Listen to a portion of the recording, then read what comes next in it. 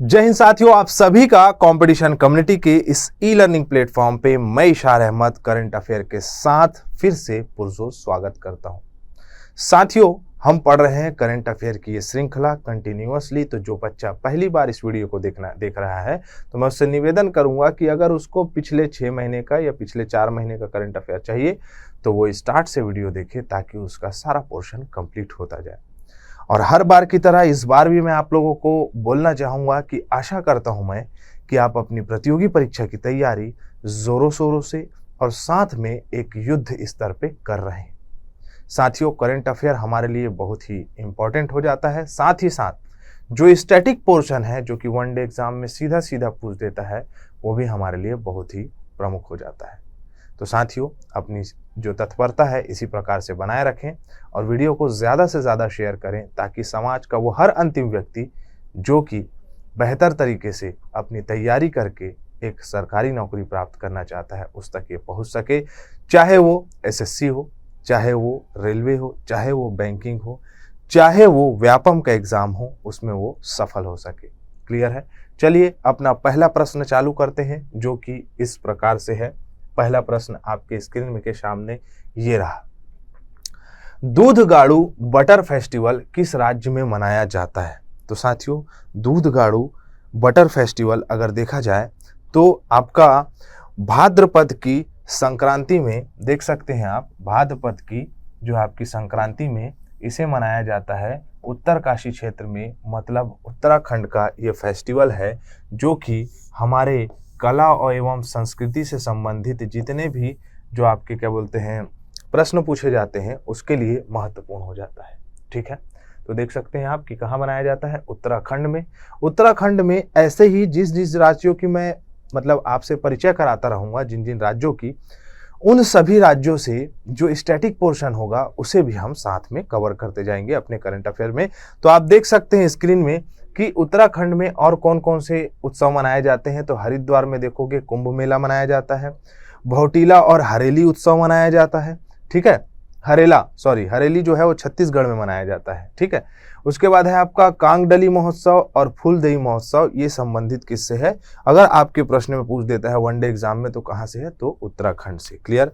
आइए और देख लें कि इस उत्सव में ग्रामीण समुदाय के लोग दूध, दही, मक्खन, फल फूल लेकर कई किलोमीटर तक के पैदल चलकर थुनेर की जंगलों में जाते हैं और त्योहार को मनाते हैं। मतलब कि ये त्योहार जो है वहाँ के जितने भी लोकलाइट्स हैं, जितने लोग लोकल लोग हैं, वहाँ के लिए बहुत ही महत्व रखता है। जो किसान वर्ग है, आसपास के जितने कुनबे कस्बे में लोग रहते हैं वो इस त्योहार को बनाते हैं। और ये त्योहार कौन सा है? तो दूधगाड़ू महोत्सव। क्लियर है? दूधगाड़ू महोत्सव आप लोग को याद रखना है, उत्तराखंड में मनाया जाता है। उत्तराखंड में और महोत्सव के नाम जैसे मैंने बताया, हरिद्वार में कुंभ मेला, भौटीला और हरेला उत्सव, आपका कांगडली महोत्सव और फूलदेई महोत्सव, ये संबंधित है उत्तराखंड से। क्लियर है?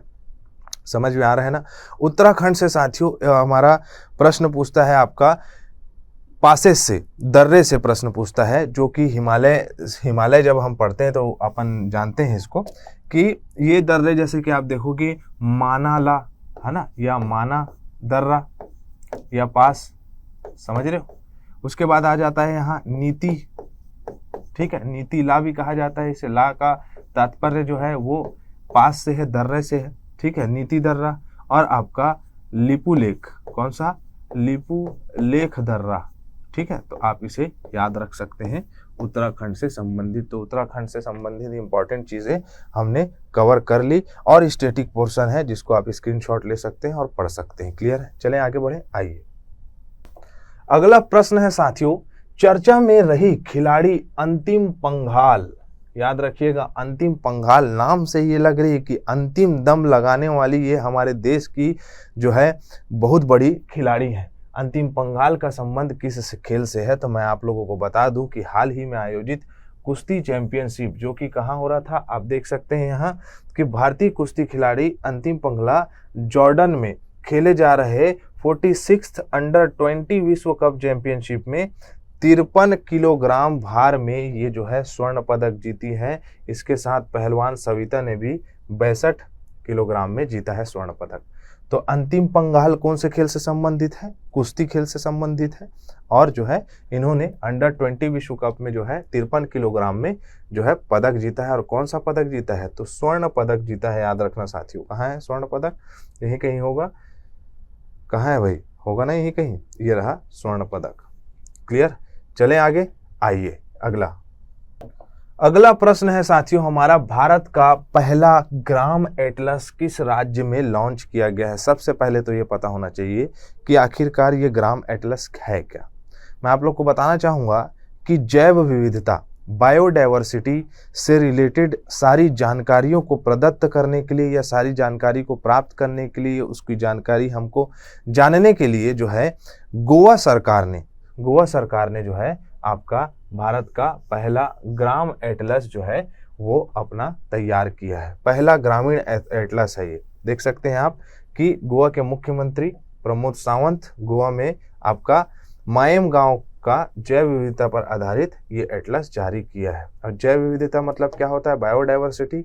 प्रकृति में अनेक जीव पाए जाते हैं, इनमें अनेक प्रकार के पेड़ पौधे और जीव जंतु पाए जाते हैं। ये एक दूसरे से भिन्न होते हैं और जीवों में विभिन्नता को ही क्या कहा जाता है?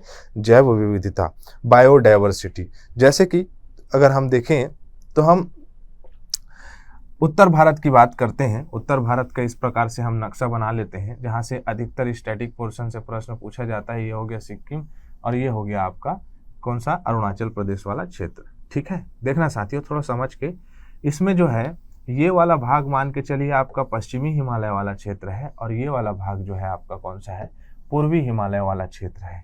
यहाँ हमें जो है ज़्यादा नीचे बना दिया हूँ इसको मैं, थोड़ा ऊपर ही होगा इस प्रकार से। अगर देखें तो यहाँ वर्षा की मात्रा कम, तो यहाँ जैव विविधता कम पाई जाएगी। यहाँ वर्षा अच्छी होगी, पेड़ पौधे ज़्यादा पाए जाएंगे, जैव विविधता ज़्यादा होगी।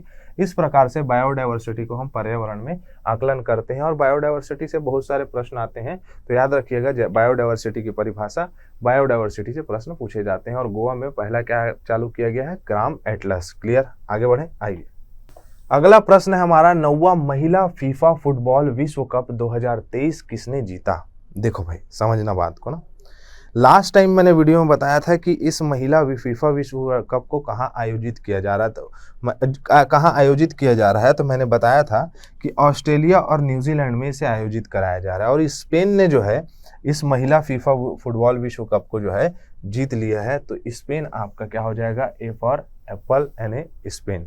मतलब पहला जो आंसर वो सही हो जाएगा। स्पेन ने महिला फीफा फुटबॉल वर्ल्ड कप का जो है आपका खिताब जीता है, जो कि 2023 में आयोजित किया जा रहा था। कहाँ? तो मैंने बताया न्यूजीलैंड और ऑस्ट्रेलिया में। क्लियर? याद रहेगा। चलो आगे बढ़ते हैं। ये अगला प्रश्न है साथियों, हाल ही में चर्चा में रहा कच्चातीवू द्वीप किस महासागर में है? तो मैं आपको पहले बता दूं कि कच्चातीवू महासागर जो है, द्वीप जो है वो कहाँ है? आपका हिंद महासागर में स्थित है। अब इसकी विशेषताओं पे चर्चा करते हैं।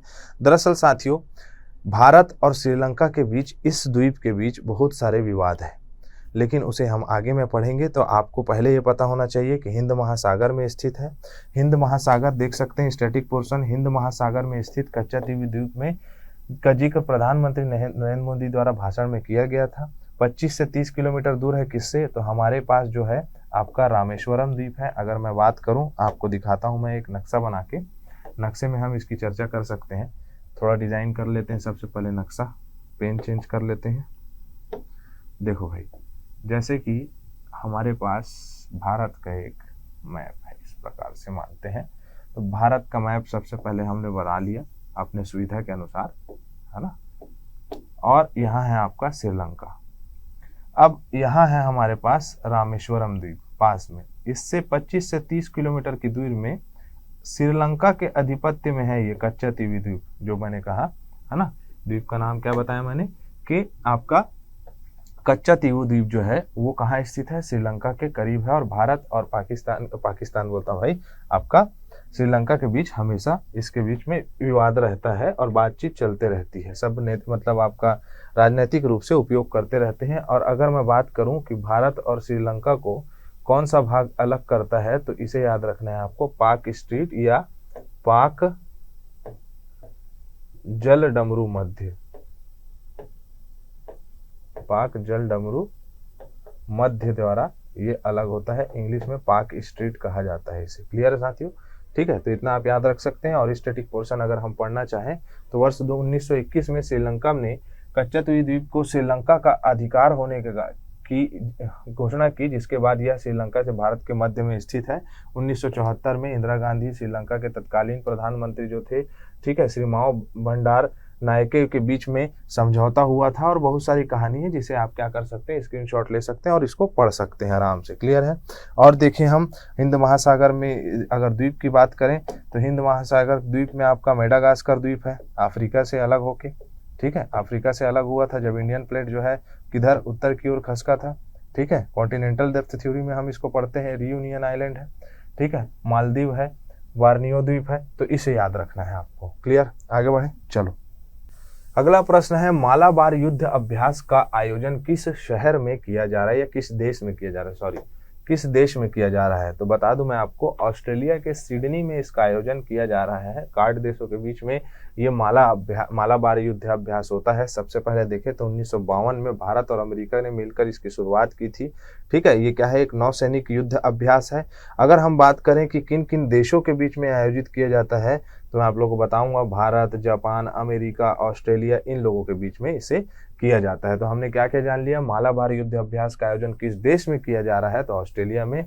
लेकिन अगर प्रश्न पूछ दिया किनके बीच में किया जाता है, तो मैंने बताया भारत, जापान, अमेरिका और ऑस्ट्रेलिया के मध्य में। तो आपको ये याद रखना है। कब से स्टार्ट हुआ था, तो 1992 में अमेरिका ने मिलकर स्टार्ट किया था, किसके साथ, भारत के साथ। क्लियर है? तो इतना हमें याद रखना है। इसे आगे बढ़े, चलो। अगला प्रश्न है साथियों हमारा कि हेलेरी तूफान ने किस महाद्वीप को प्रभावित किया है। तो मैं आप लोग को बताना चाहूंगा कि प्रशांत महासागर में जो है ये उत्पन्न हुआ है, उत्तरी अमेरिकी महाद्वीप को काफी प्रभावित कर रहा है। यहाँ जो है हाई अलर्ट चालू कर दिया गया है और आपका ये बहुत ही ज़्यादा खतरनाक है। चक्रवात की परिभाषा मैंने लिख ली है, इसको विचार करिएगा, पढ़िएगा और जो है आप अपने स्टैटिक पोर्शन में याद रखिएगा। ठीक है, क्या है कि उष्णकटिबंधीय चक्रवात है। ठीक है, आगे बढ़े। अगला प्रश्न है हमारा, 15वें ब्रिक्स शिखर सम्मेलन का आयोजन किस देश में किया जा रहा है। तो मैं आप लोग को बता दूं कि जोहान्सबर्ग, दक्षिण अफ्रीका में इसे कराया जा रहा है। मतलब इस सम्मेलन को ब्रिक्स देशों के अगर नाम जानोगे आप तो ब्राजील, रूस, भारत, चीन, दक्षिण अफ्रीका, ये जो है जितनी भी विश्व की बड़ी अर्थव्यवस्था वाले देश हैं इसमें शामिल है। 2009 में इसे इस्टेब्लिश किया गया था। ठीक है, तो इसमें देखा जाए तो सभी को आर्थिक रूप से संपन्न बनाना और सब मतलब कोलैबोरेशन अच्छा करना, अपना एक दूसरे का साथ देना, बढ़ावा देना इनका मुख्य उद्देश्य है। ठीक है, 22 से 24 अगस्त किया जाएगा इसका आपका आयोजन। इस शिखर सम्मेलन में भाग लेने के लिए जो है सभी पहुंचे हैं, हमारे प्रधानमंत्री भी यहाँ पहुंचे हैं। क्लियर, आगे बढ़े, चलो। हाल ही में Bharat petroleum corporation limited BPCL ने किसे अपना ब्रांड एम्बेसडर बनाया है, बताओ जल्दी से, किसे बनाया है अपना ब्रांड एम्बेसडर। तो मैं आप लोग को बता दूं कि राहुल द्रविड़ जो कि हमारे भारतीय टीम के जो है मुख्य कोच हैं, उनको जो है आपका बनाया गया है। ठीक है, मुख्य कोच राहुल द्रविड़ को बनाया गया है इस आपका पेट्रोलियम कॉर्पोरेशन लिमिटेड में, मतलब भारत पेट्रोलियम कॉर्पोरेशन लिमिटेड के। ठीक है, भारत पेट्रोलियम कॉर्पोरेशन की बात करें हम, भारत पेट्रोलियम कॉर्पोरेशन लिमिटेड की बात करें तो ये कब हुआ था, तो 1952 में इस्टेब्लिश हुआ था। मुंबई में इसका मुख्यालय है। ठीक है, इसके सचिव का नाम बताइएगा आप लोग कमेंट बॉक्स में। आगे बढ़े, चलो। चर्चा में रहा Indira Gandhi memorial tulip garden किस राज्य में स्थित है। तो मैं आप लोग को बताना चाहूँगा कि ट्यूलिप गार्डन ये जो है आपका जम्मू कश्मीर में स्थित है। बहुत बड़ा ये गार्डन है और ये ट्यूलिप के लिए बहुत ही मशहूर है। ट्यूलिप आपका एक बहुत अच्छा फ्लावर होता है, बहुत अच्छा पौधा होता है। ठीक है, जम्मू कश्मीर के श्रीनगर में स्थित Indira Gandhi memorial tulip garden Asia की सबसे बड़ी पार्क है, जो कि आपका वर्ल्ड ऑफ बुक में इसका रिकॉर्ड में इसका नाम जो है शामिल है। क्लियर है? ठीक है, तो 2007 में जो है इसे तैयार कराया गया था। ठीक है, तो आप इसे याद रख सकते हैं। 2007 में जम्मू कश्मीर के तत्कालीन मुख्यमंत्री गुलाम नबी आज़ाद ने किया था इसका जो है स्टार्टअप। क्लियर, आगे बढ़े, चलो। अब जो है अपना क्या करते हैं, सब रिवाइज करते हैं जो लास्ट टाइम पढ़े थे हम लोग। विश्व अगर देखें आपका आदिवासी दिवस कब मनाया जाता है, तो 9 अगस्त को मनाया जाता है। इस बार का थीम क्या था, तो आत्मनिर्णय के लिए परिवर्तन के प्रेरक रूप में आदिवासी युवाओं को आगे बढ़ाना, मतलब कि उनका उत्थान करना, उनको आगे बढ़ाना। हाल ही में WHO ने किस देश के साथ ट्रेकोमा मुक्त देश घोषित किया है, किस देश को किया है, तो आपका इराक को किया है। ट्रेकोमा एक आई डिसीज है जो कि आप लोग को मैंने बताया था। हाल ही में चर्चा में रहा अराज डोर्रा गैस फील्ड विवाद किन देशों के मध्य है, तो सऊदी अरब, कुवैत और ईरान के मध्य में इसके साथ अभी विवाद चल रहा है। तटरक्षक बल अतिरिक्त महानिदेशक किसे नियुक्त किया गया था, तो एस परमेश को किया गया था। ठीक है, एस परमेश को इसे आपका तटरक्षक के आपका क्या बनाया गया है, तटरक्षक के अतिरिक्त महानिदेशक बनाया गया है।